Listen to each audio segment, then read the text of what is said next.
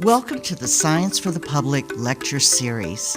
Science for the Public is an organization committed to bringing science information and issues to the general public. Visit our website for our program listings and blog.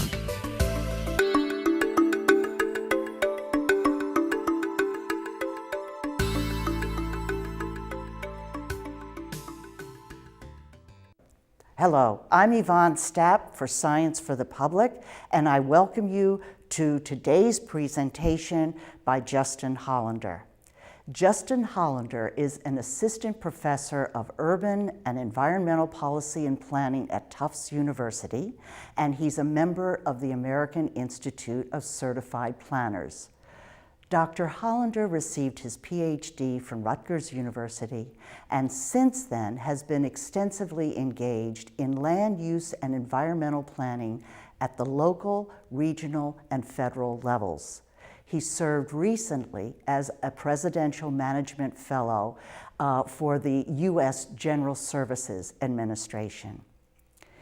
In his research, Professor Hollander has focused on the role of planning and public policy in managing urban land use and environmental issues, especially as associated with abandoned urban neighborhoods.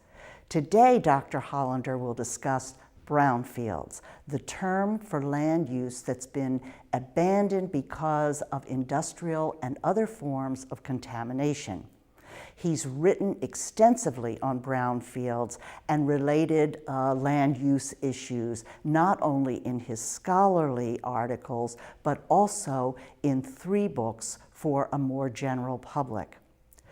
Dr. Hollander explains the sources of land damage and how the resulting brownfields have impacted community population and development over the last several decades. For example, right here in Massachusetts. He also brings an optimistic message about how community action can lead to the restoration of brownfield areas, so often abandoned as hopeless. That message is vitally important to community leaders and citizens today, and we certainly welcome Dr. Justin Hollander. Hello, it's wonderful to be here as part of this program. Today I'm going to have a chance to talk to you about some of the research that I've been involved in over the last several years. For most of my career, actually, I've really been interested in a topic, what we call it brownfields, and I'll spend some time explaining what I mean by a brownfield. So really, I have about 45 minutes where I'm going to just talk about some of these projects that I've been involved in and some of the kind of the big ideas, some of the issues that I think that it's important that people kind of are aware of in terms of the opportunities that are available for ordinary citizens and the public to be involved in some of the science and policy issues related to contamination, pollution in our built-up areas, in our cities, in our towns. So I have 3 parts of today's lecture. The first part is where I'm going to talk about what is a brownfield. I'm going to give you some definitions, and I'm going to talk about some principles. This is a research project that I undertook over the course of several years with a couple of colleagues, where we came up with some big ideas about what is a brownfield, what are some principles that we need to be attentive to. And the second topic that I'll be talking about, which is very much related to that, is a research project that I conducted over the course of 3 years, where I explored in depth some of the policy issues surrounding the worst of the worst contaminated properties. What can we do about some of the most seriously contaminated land and buildings in our country? And the last component of the lecture is I'm going to talk about the public side of it. What can people do to be involved in the reuse and redevelopment of contaminated properties? What can we do, what can you or as ordinary citizens do as part of a public process to address the contamination and abandonment issues that brownfields are really all about. So those are the three parts. I'm going to start by just showing you the cover of a book that I published. This is written with Julia Gold, who is a former student of mine at Tufts University, and Neil Kirkwood, who is a professor of landscape architecture at Harvard University in the Graduate School of Design. And the three of us wrote this book as a way to introduce to a non-technical audience what some of the issues surrounding this problem of brownfields are. So let's start with a definition. This is according to the United States Environmental Protection Agency. A brownfield is idle, real property, the development or improvement of which is impaired by real or perceived contamination. So I can guarantee anyone who's watching this program has seen a brownfield, knows brownfields. So this can be as simple as a gas station in your neighborhood that was closed, and because of lingering contamination issues, maybe there was an underground tank that spilled oil into the ground, it's not being reused. So it's just sitting idle. Maybe it's a factory near where you live where there used to be major industrial activity, but it closed and now nobody wants to touch it with a 10-foot pole. There's something wrong on the site. And the big important idea with the EPA's definition is that it could be a matter of a perceived contamination. We call it a brownfield, even if we don't know for sure what the problem is. But because of the perception of contamination, it's not being reused. And more importantly, it's not being cared for. So we think about that gas station just around the corner from where you might live. Maybe it's not a big deal that it's hard for that, for some, nobody wants to come in and reuse that gas station. But what if nobody's taking care of the property? What if there are some public health and environmental problems stemming from that site? So brownfields can be a serious public problem if they're not being reused, if nobody's taking care of them, nobody's protecting them, nobody's maintaining the property, cutting the grass, making sure the fences are in place. So this is an issue that has gained a lot of interest over the last couple decades, and really what I'm going to talk about here is a little bit of context to kind of give you a sense of why brownfields emerged as a problem. So way back in the 1980s, in response to really the growth of environmental movement in the 1970s and a lot of public health environmental disasters, Love Canal being the most famous, what happened was there was a growth of a series of environmental laws and regulations that said, if you contaminate property, if you spill oil or gasoline or throw metals into land, then you have to clean it up. And so this was a big deal. And I think most environmentalists kind of recognize that this was an important and a morally just action by the federal government. And state governments actually followed as well in many cases to kind of put their own little environmental laws in place to deal with the problems of environmental contamination. CERCLA is an act, CERCLA. CERCLA was an act that was really kind of the central driving force behind the enforcement of these environmental laws. So the problem is that it made it really difficult for owners of commercial industrial property to sell their property when they didn't need it anymore. So if you ran a Cracker Jack factory and you decide to close the factory for one reason or another, it became practically impossible to sell your factory. You couldn't get anyone to buy it because they were afraid of what kind of solvents you might have used or what kind of oils you might have used in the manufacturing process. And so because of the perception that there might be a problem at the site, it froze transactions. It was a freezing effect on the normal real estate market. So EPA responded in the 1990s with funding and technical support. They gave out millions of dollars in grants and provided a lot of assistance, one-on-one assistance. They even put federal employees in city halls across the country and said, you know what, this is a problem. And we're not going to, it's okay that it's hard to redevelop. We're going to be there to help you. We're going to hold your hand. And then actually eventually even some minor amendments were made to that act, CERCLA.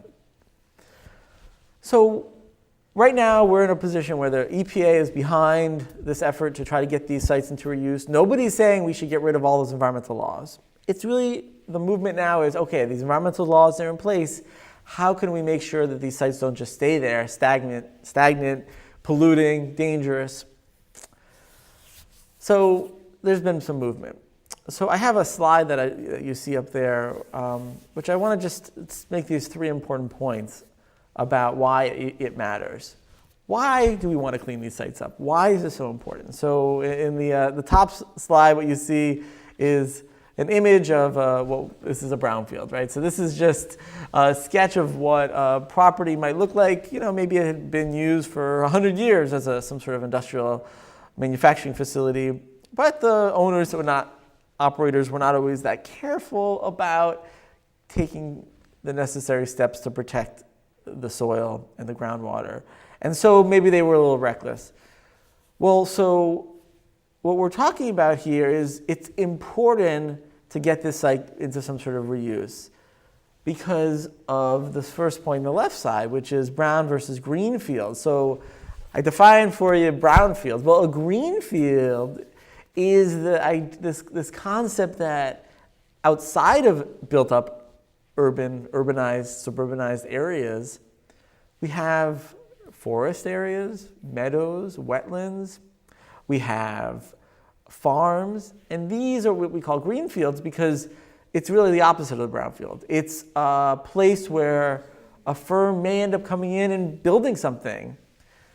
And this is a process that ends up creating a sprawling metropolitan development pattern. So we, as planners, we try to find ways to encourage investment in existing urban areas. So eliminate the development on these green fields, so focus new activity on these brownfields. So you see the investment in cleaning up and reusing the site on the bottom illustrates how there can be real value in creating positive amenities and assets right in existing urbanized areas, as opposed to building out in the fringe, in rural areas, or building on farms. The second point I want to emphasize in terms of why it matters is this idea of the contagion effect.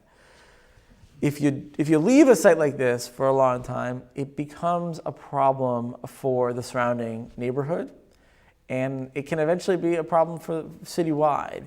There is a documented economic drag on neighboring property values for these kinds of brownfields. And so to the extent that we just say it doesn't matter, the site is contaminated, but we can't do anything about it, we're contributing to a spreading, a contagion effect throughout the area. And so this can happen because people see that a property is not being taken care of, so they're not as willing to invest across the street or one block down. There's concerns about, what kind of contamination might there be on this mill site that is in the upper frame of the slide? Well, not really knowing, maybe people aren't going to invest. They're not going to put the additions on their homes. They're not going to do the renovations. So the contagion effect is a really important one. And the last point I'm going to actually spend a little bit of time talking about in a few minutes, which is the worst of the worst. Some of these properties aren't just contagion, aren't just a problem, don't just have public health issues, but they actually can really transform neighborhoods in a negative way. So I'm going to spend a few minutes talking about that a little bit later. So let's just talk a little bit about the scope of the problem. 500,000 brownfields are estimated to be in the USA. Every region across the country and internationally, we have brownfields, and not just in urban areas and suburban and rural areas. And there have been billions of dollars have been spent through federal funding, through state, through private funding, and ultimately we're only getting started because there's still so much work to be done. So the aims of this book, The Principles of Brownfields Regeneration, that I showed you the cover before, is to really learn from these first-timers. Learn from people who just, for the first time, got a chance to work on redeveloping and reusing a brownfield site. And so the research involved interviews with these first-time brownfields reusers, and then what we did is we developed key principles that drew from both those interviews and through our experience, the author's experience, and through our review of the literature. And then what we did was we showed how those principles applied in 5 case studies.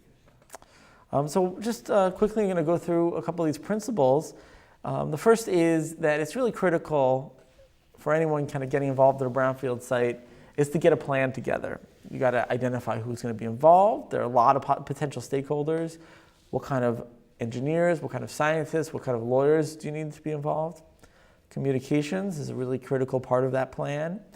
How are you going to get the word out? This issue of contamination, it's not just the real contamination, it's the perceived contamination. So how are you going to talk about that in going through a process of addressing a site? And then finding out what kind of funding or support is available right in the beginning. And that's really an important part of the first principle. The second principle is that it's really, throughout the whole reuse of a brownfield process, it's critical to assess, organize, and implement a remediation strategy. There's a lot of examples of where it's been done piecemeal. So I'm talking here about approaching it in a systematic way, considering state and federal authorities, and doing the necessary outreach through abutters, community leaders, citizens throughout a community about those environmental challenges. And the third principle is to put land use and design considerations at the fore. Brownfields reuse is about remaking a place more than anything else. It's about elevating infrastructure and amenities. It's about making a positive contribution.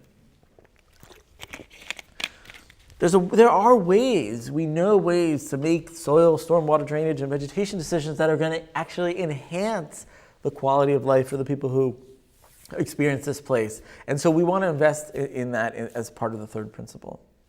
So what I'd like to do in just the next couple minutes, use this time to talk about one case study that came from the book and how those 3 principles apply. So this is what we call the Assunpink Greenway in Trenton, New Jersey. It is a stretch of about 100 acres in Trenton, which is the capital of the state, along the Assunpink Creek. And so for these 100 acres, you can see it's primarily a desolate, derelict space. There are just a handful of industrial activities still ongoing. Most of them are closed, abandoned. Some have been demolished. And so this is an area that is experienced a lot of industrial decline. And a lot of it actually was due to a major flood that occurred about 15, 20 years ago.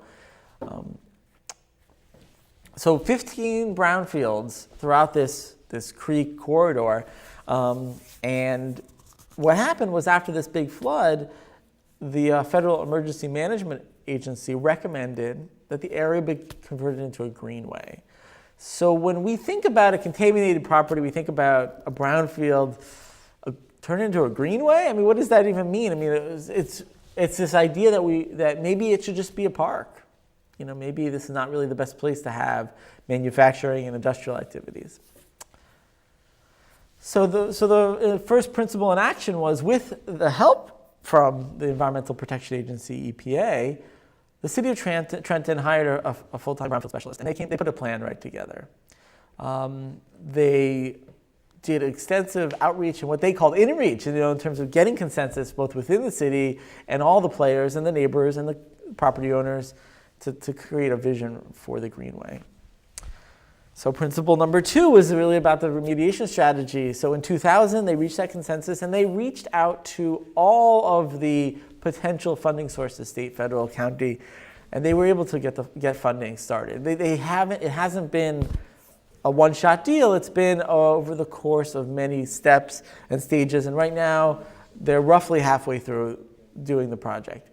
And it was last year that they started with some of the demolition and remediation. It's really a long-term vision for how these brownfield properties can get into place. So the third principle is really to put those land use and design considerations at the fore. It was Frederick Law Olmsted Jr., one of the great thinkers and leaders in landscape architecture and planning, who came up with a Greenway plan for the city of Trenton that identified the Assunpink Creek as a centerpiece. So this was over 100 years ago that this plan was put in place, and so it was really looked to as inspiration for the current project.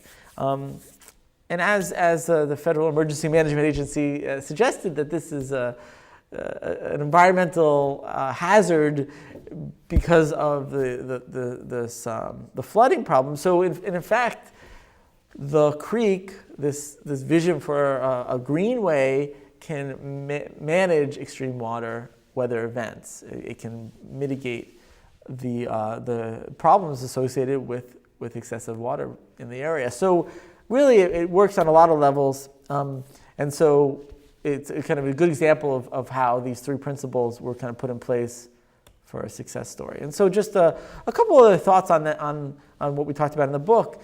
So one size does not fit all. When you're looking at brownfields. The purpose of including 5 case studies in this book was that each one tells a very unique story, and each brownfield is unique. But something that we learned in doing the research was that first-timers provided a really interesting, unique perspective. They were able to help us understand the challenges that are faced by other brownfields redevelopers through the fact that me and my co-authors had experience, and here they were facing it for the first time. And my last kind of thought I wanted to share about thinking about that project was that regeneration of a brownfield does not have to mean development. And I talk about this idea of smart shrinkage in my latest book, Sunburnt Cities, where I looked at some of the challenges faced by cities in the Sun Belt as they faced decline and shrinkage related to the Great Recession and the foreclosure crisis. So rethinking, what does it even mean to be successful in a brownfield? Maybe you don't actually have to build a new factory or a mall or housing on it. Just letting it return back to nature, that might be smart shrinkage. So that's the Principles of Brownfields Regeneration Project. So what I want to now turn to in my second project I wanted to share some thoughts about is related to the worst of the worst brownfields. And so now that you have kind of a sense of introduction to the concept of brownfield, well, what I want to talk about now is the challenge of some of these sites, and this picture illustrates, this is a former steel mill in Youngstown, Ohio. I mean, some of these sites are just so big and so contaminated, we're not talking about the corner gas station anymore. What do you do with these worst of the worst brownfields? And so what I did was I spent several years and I did a research project where I asked that question, and I wanted to just kind of talk about that project here. So let's start off by looking at some images here of this is the Delco Appliance Factory in Rochester, New York. And this was a factory that had been in operation for, I think it was almost 100 years. But then they stopped making appliances in Rochester. I mean, they stopped doing a lot of things in Rochester. It's one of what we call the post-industrial city. It's a city that has lost vast amounts of manufacturing. And so what do you do with these giant hulking sites? And this one has actually, they had funding to partially demolish it, but not fully. And so what you see here is it's just so big and hulking, and what kinds of potential contamination could exist here? I mean, there's cars. I mean, people literally have just abandoned cars at the site. And there's trees growing here. And so the question is, what do you do about a site like this? And so I want to start off by just kind of showing that this is Rochester. And if you look here where the arrow is pointing, I'm pointing this star, this is where the Delco appliance factory is located. And what I drew here was a quarter-mile radius around the factory. So there's been some interesting research that has demonstrated that there is a measurable decline in property values more than a quarter-mile away from these kinds of large, worst of the worst properties. So what is City Hall doing? And City Hall is right down the road there. What are they doing about it? And that's really what the point of this project was, to understand how our local governments, cities responding. So I used an idea that came from the literature. Michael Greenberg at Rutgers University has written about this extensively. He calls them high toads, high impact, temporarily obsolete, abandoned derelict sites, unutilized, abandoned real property which has a measurable impact on property values more than a quarter-mile away. I mean, these are serious problems for neighborhoods. And so the question is, well, first of all, where in America are we going to find these high toads? Among large U.S. cities, which are likely to have neighborhoods with sites like that Delco site, these high toads? And the second question was, do local officials and planners recognize them as a problem? I'm saying they're a problem, but what about local officials? And then the third question is, what policies do they use to address them? Are they doing anything about them? And then how successful are they? So I'm going to just run through this with you just to kind of give you a sense of this project. This whole research project was written up in the book that's actually sitting next to me, and I'll talk about that in a little bit. So the first idea was to understand where are these cities, and so I created an index using some statistical software, considering a lot of different variables like how much manufacturing was lost in the area, what kind of income levels are in the area, what kind of environmental problems are known to exist in that area. And then I did phone interviews with officials in 21 of those cities that ranked high on that index.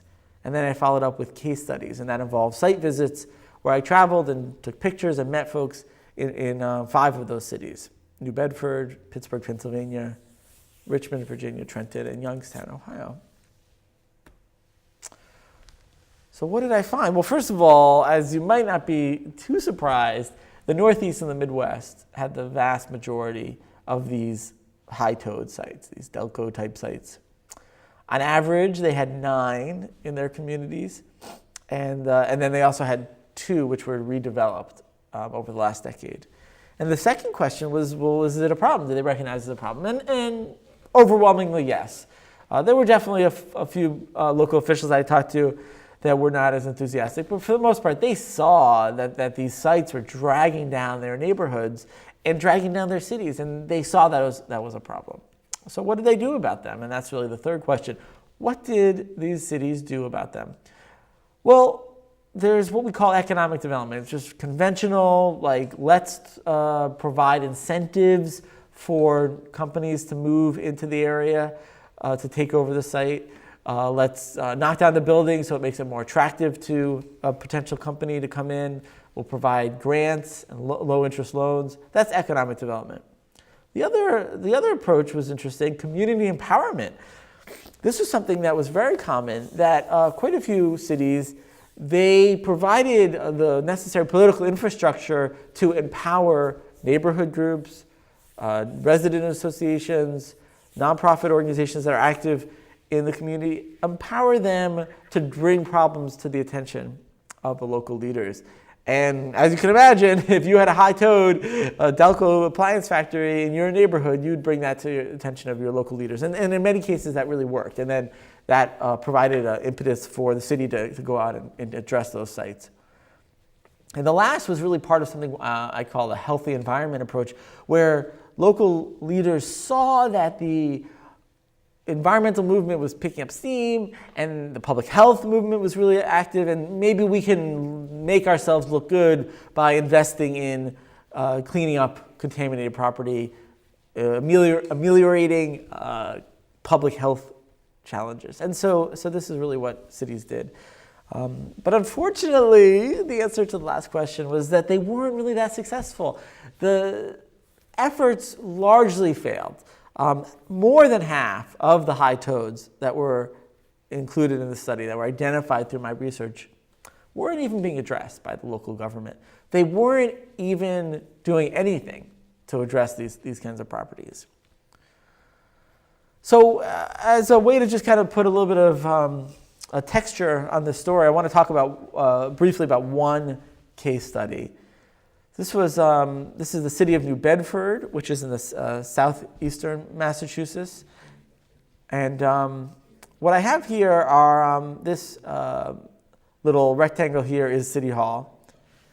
And then you see the red dots are the high toads that were identified in the study. So the Morse cutting tools site was a active factory that was right in the middle of this residential neighborhood. It used to exist on this grassy spot right here, as you can see, surrounded by homes. Actually, quite a large residential community, probably like 200 homes within a quarter mile of the site. But smack dab in the middle of this neighborhood was a cutting tools factory. And so what does that mean? They made knives. They made knives and all various kinds of cutting tools. And this was a problem because of the kind of lubricating oils that are used in the manufacture of cutting tools. And the fact was that the company that operated the Morse site was not that careful, and they poured quite a bit, or at least quite a bit of lubricating oil leaked into the soil. And so here's another example, the Elko Dress Factory. This, again, you can see cheek to jowl with a residential neighborhood. These are two homes, and that dress factory is right behind. Now, in the manufacturing of dresses, you don't have lubricating oils and some of the harmful carcinogenic problems associated with those, but you do have other issues. You have asbestos, you have lead-based paint, you have dyes. And so this factory stayed, after the dress factory was closed, decades, it stayed just sitting like that in the neighborhood without being properly cared for or maintained. Eventually it got into city ownership because the owners failed to pay taxes. So this is a big problem for the neighborhood, and really here the issue is more than anything else about perceived contamination. What is inside there? Like, not really knowing for sure. Some preliminary investigations were done, and not much was found, but the neighbors were worried. So what happened was that the local resident associations really fought the city and demanded that the city use their resources to finish doing the necessary environmental work and then demolish the building. And it worked. So the city of New Bedford had the appropriate community empowerment policies in place so that was possible, and local action really worked. The last site I want to talk about in New Bedford is Pierce Mills. Again, it was a mill site, various industrial activity for over 100 years. And when that site came down, local leaders in the neighborhood, again, through community empowerment policies, were able to fight for and get a park built at that location. Now, the funding, interestingly, for this park came from the fact that there was a major lawsuit that resulted in a fund being created in the harbor, and it's a little hard to see, but I'll just try to point out to you. Off in the distance behind this park is water, and that's the New Bedford Harbor. And in the lawsuit, this fund was created that actually set aside money for projects just like this. So kind of a success story. So the New Bedford story is one where, New Bedford is a shrinking city, has lost vast amounts of industrial activity and population over the last roughly 70 or 80 years.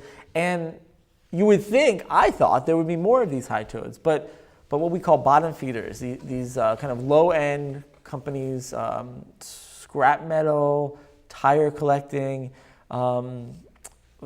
these kinds of companies moved into what would have been a high toad and have kept quite a few of these old mills occupied, and I think that's really important that a lot of city officials don't like that. In my interviews, my research, I found that for the most part, they don't like bottom feeders. They want high-end. They want like a software company or a biotech. They don't want these kinds of low-end industrial economic uses. But it's important to recognize that those exact uses are what keep those buildings occupied. So vandals don't get in, fires don't happen. We don't have the kind of public health problems that are associated when a building isn't cared for. So federal support was really catalytic with brownfields reuse in New Bedford. This is an example of where an actual federal employee from the National Oceanic and Atmospheric Association, NOAA, agency, came to New Bedford and worked in City Hall. And his ability to coordinate federal grants and federal loans and support was really catalytic and allowed a lot of the kind of positive reuse stuff and some of those stories I mentioned to make them happen. So another part of the story, which I just want to make just these two final points, that there was a slotting process that occurred very early on when New Bedford's planning for brownfields. What they did was the mayor gathered together a lot of city leaders, and they talked about how can we get new uses for a bunch of brownfields. This was a process that lacked any real public participation, and it's interesting because it failed, because the slotting process that the mayor organized resulted in just a lot of anger, and people were refused to accept the ways that these properties were slotted. So really the examples I highlighted before about neighborhoods getting together, working with nonprofit organizations, fighting for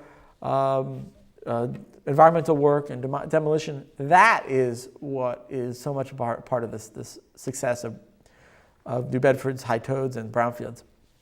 My last point here is that New Bedford really tried to position itself to be a brownfields capital.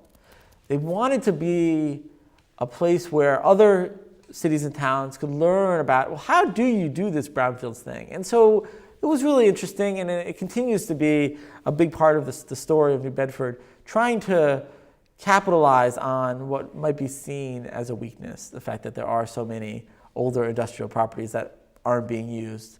But so that's an interesting question. I put a question mark at the end of that point. Is it a brownfields capital? Is that really going to work? Okay, so the last segment I wanted to talk about is really how do we think about engaging the public in a systematic way.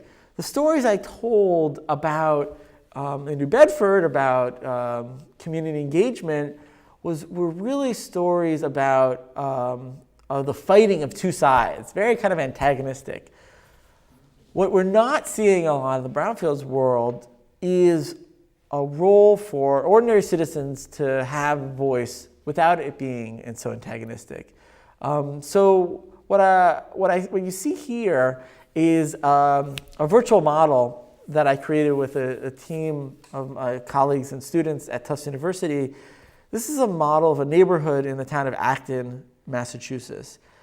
So what we're thinking about here is how can the role of the public change as we look at brownfields or any kind of urban planning, how cities change, managing change, thinking about what the role of science and technical knowledge is. How do we bring the public into that conversation? And so I've launched something that I call the Open Neighborhood Project.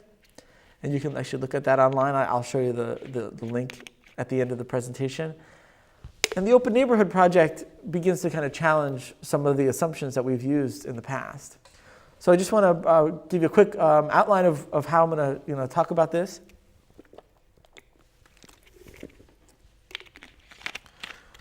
So we have to begin in thinking about the role of the public. We need to define the public. So I'm going to spend a minute talking about that. Sherry Arnstein, very famous thinker in the field of development and redevelopment and planning, she came up with a ladder of citizen participation. So we'll talk about that. We'll talk about what are the current practices for engaging citizens. What are the ways that we connect the people and redevelopment or abandoned properties. And then we'll talk about alternative modes and models. Defining the public. Wow, this is how we've done in the past. And if you look at that image I have behind me, there's a table. And on the table are all the officials, all the important people. And then there's the audience. All these people here. And this is the public. They're the ones in the audience. So I'm actually not really so happy with this conception. Sherry Arnstein offered us an alternative way to think about the public. That the public is really a way for us to engage the government in citizen participation, in a conversation. So if you go down to the bottom of her ladder, there's manipulation. And this is a category where she's basically saying it's not even participation. They're just standing in the front of the room. They're not even listening to the fact that there's 100 people, in the audience complaining. So that's non-participation. And then therapy, where the government officials are just telling everyone, oh, everything's going to be okay. So as we go up the ladder, we see something that she refers to as tokenism, where really the kind of involvement of ordinary people is really almost a joke. Yes, people are talking. It's not like there's no participation at all. But is this really going to be meaningful? And Sherry Arnstein invites us to consider at the top of the ladder citizen power, where there's genuine partnerships, where power is being delegated to people, and then ultimately to citizen control. Oh, I'm sorry. I advanced the slide too quickly. So the way that the public is engaged right now is through those 5 items I have listed up above. Now, the public hearing is what I showed before in that slide. Is that really the best? In some cases, that's all we have. Workshops can be much more interactive. They can have a lot better outcomes. They can certainly be more interactive. Computer-assisted workshops provides a way for people to be involved in the issues of public policy and planning and redevelopment without necessarily having to come to a meeting on a Tuesday at 7 p.m. Maybe they could log on from their computer through a workshop. Citizen committees is actually the fourth item I have here.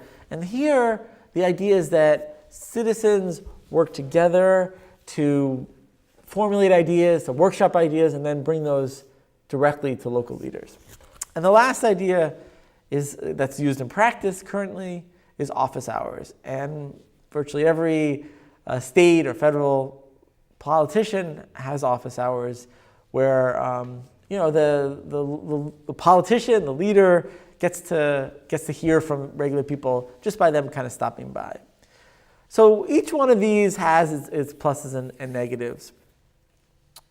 So let's talk about alternative models. Well, so I asked the question of who is the public, but it's really critical that the people involved be delineated, because it was kind of a rhetorical question. There's no real definition of who the public is. The public can be so many different things to so many different people.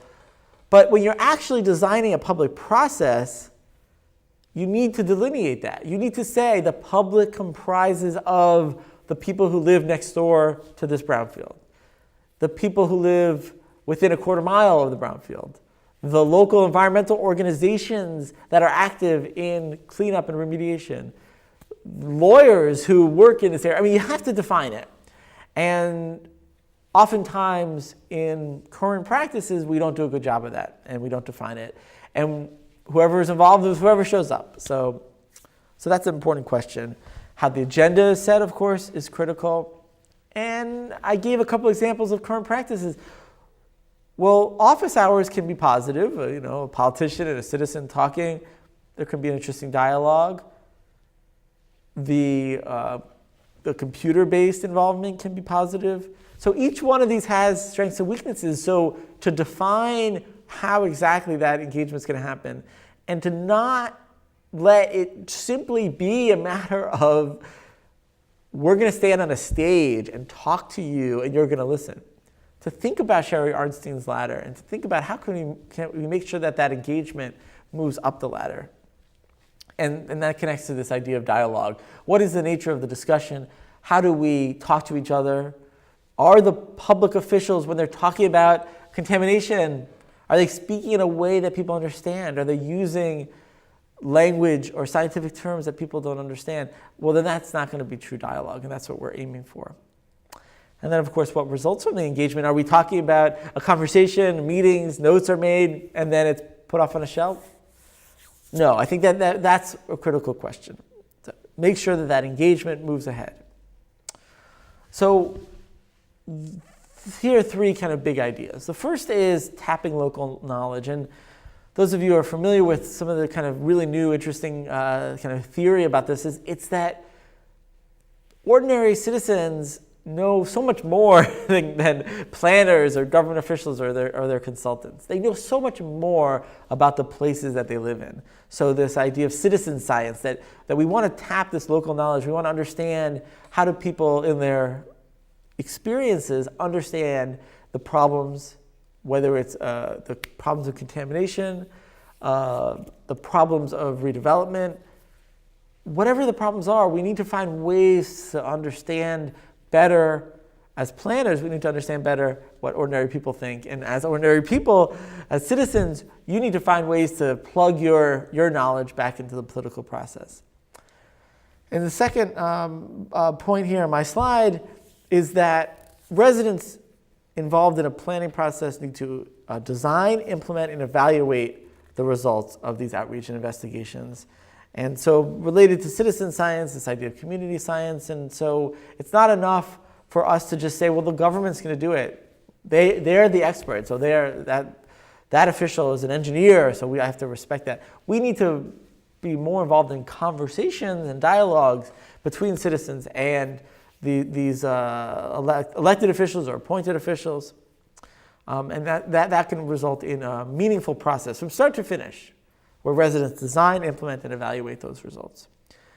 The last point here is games and fun. And make it web-based, make it mobile web-based. And that's connected to this stuff I'm doing, and I'll show you a little bit about that now. So we call it Open Neighborhood. This was the first project I was involved in this area. So I'm using a program here called Second Life, secondlife.com, and you create virtual models, 3D virtual models of real places. This is one I'm working on now in Gilman Square neighborhood of Somerville. They're going to be getting a new light rail train station in this neighborhood. So it's going to change. This place is going to change. And so we're going through a process. We're helping people in the neighborhood, local leaders, understand through these 3D walkthrough environments how it might change. And so ordinary people can log onto our website, walk through these areas, watch videos of the areas, see how it might change, and then give feedback, talk about what they like and they don't like.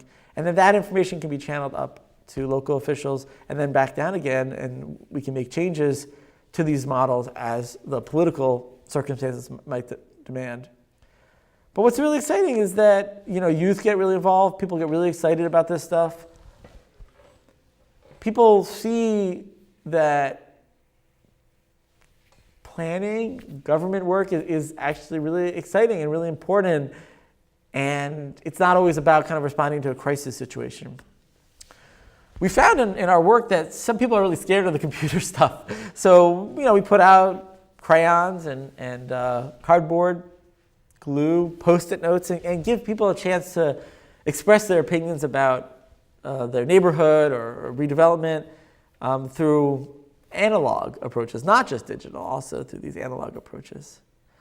This was a result of what we did in Acton. Over 50 people came up with a redesign for this neighborhood, this Kelly's Corner, using both the virtual and the analog tools. And so it provides a rich tapestry of different opinions about what can happen in a place. This is just the website for the Somerville project, trying to make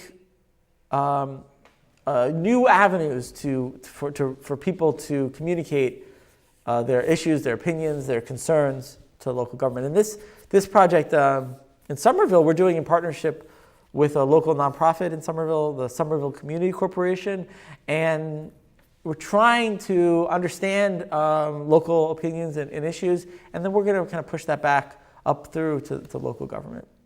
So here's a couple websites.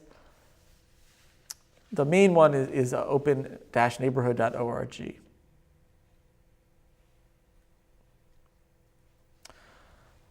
So I just put there my contact information. I hope you enjoyed hearing about some of the work that I've been doing.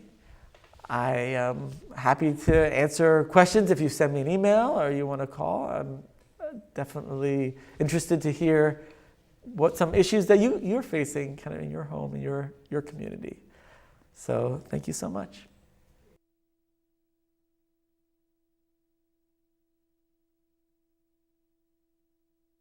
So for a long time, I've been working as an urban planner in a variety of different communities, cities, and towns, and just really interested in some of the challenges that cities and towns face when they experience changes. And for a long time, the kind of changes I was really interested in was when they grew. And I started actually my career in central Massachusetts when places were growing, a lot of new houses, farms were being eaten up by subdivisions. And what happened was I went through a little bit of transition. I began to see that while the problem of growth is an important one, that not a lot of people were paying attention to the problem of decline and disinvestment. And I began to notice that when factories were closed, there wasn't the same kind of energy and enthusiasm to deal with them. There wasn't the attention to lasting environmental contamination and devastation that was left behind when a military base closed or a supply depot closed. So I began to be interested in that, and I got a chance to work with the federal government and the Public Building Service, which is part of the United States General Services Administration, and got to be involved in base closure, military base closure, and got to be part of finding new uses and dealing with environmental contamination on those kinds of properties. So some of the stuff that I teach in my courses at Tufts can be very complex, can be multifaceted, and I feel like the best way for them to learn is to get out into the field, to meet with community partners, with local leaders, to visit sites, and to get a hands-on experience where they can actually be involved in reusing, revisioning contaminated, abandoned properties. So, I mean, the most gratifying part of my work is when I get to be involved in addressing real problems that real citizens face, and to kind of step down from the ivory tower a little bit and to be able to affect positive change, especially dealing with disadvantaged communities. A lot of places that I've worked in my experience, people don't necessarily feel like they're empowered. And so to be able to apply some of my background and experiences to be able to help them address some of their problems in their community. Some of those challenging part of my work is very much tied to that, which is that it can be very hard. There are some really serious entrenched forces that for one thing, try to repress dissent, try to restrict the voices of the disempowered. And so that can be very frustrating to kind of face that head on and to have to explain to my students that that's really how the world works. And we believe where I work in preparing students to be practical visionaries. We want them to be able to see the future, to see possibilities, but we want them to understand that there are some real limitations, and we try to teach them how to be practical about it. So the challenges that we face as a society cannot be addressed by a bunch of academics and our students. This is a problem that we need to engage and energize ordinary people. And we expect problems will be solved on their own, and they don't. And so it's really critical that people understand the places they live, they understand whether it's environmental contamination or pollution in their neighborhood, and that they work to study those facts, and that they learn those facts, and that they can be in a position to apply those facts in the policy process and to be part of being an agent of change.